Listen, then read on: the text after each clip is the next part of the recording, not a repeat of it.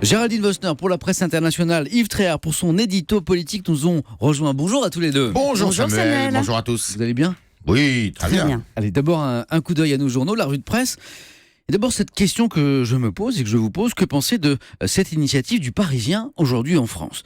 Alors qu'un nouveau plan contre la fraude est lancé dans les transports en commun de la région parisienne, eh bien le journal a demandé à 3 de ses journalistes de frauder pendant une semaine, de prendre métro, bus, RER, tram, sans payer. Le Parisien interpelle ses lecteurs en une. Selon vous, de combien de PV ces 3 journalistes ont-ils écopé ? Géraldine, Yves, vous avez une idée ? Aucun, oui, c'est ce que j'allais dire. Exactement.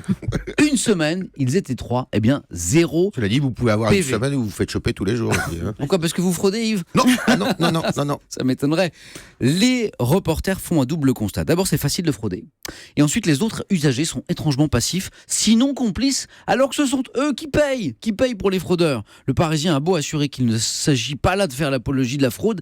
L'enquête crée un malaise. Frauder, c'est trop facile. Titre de journal. J'aurais préféré un ton un peu plus accusateur pour ceux qui ne respectent pas l'une des règles les plus élémentaires de la vie en société. Vous êtes bien élevé.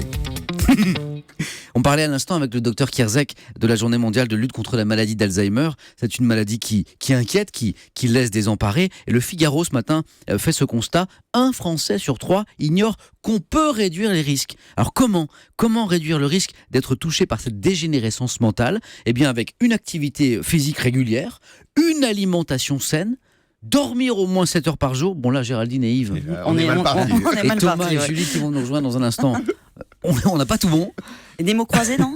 Si, justement, autre facteur protecteur, avoir une activité intellectuelle intense. Écoutez Europe 1 et lire Le Figaro. Et très bon programme, les mots croisés aussi. Et sinon, il est des jeux de culture générale sur le service public, sur France 3 notamment, qui font excellemment travailler les méninges. Je dis ça, je dis rien.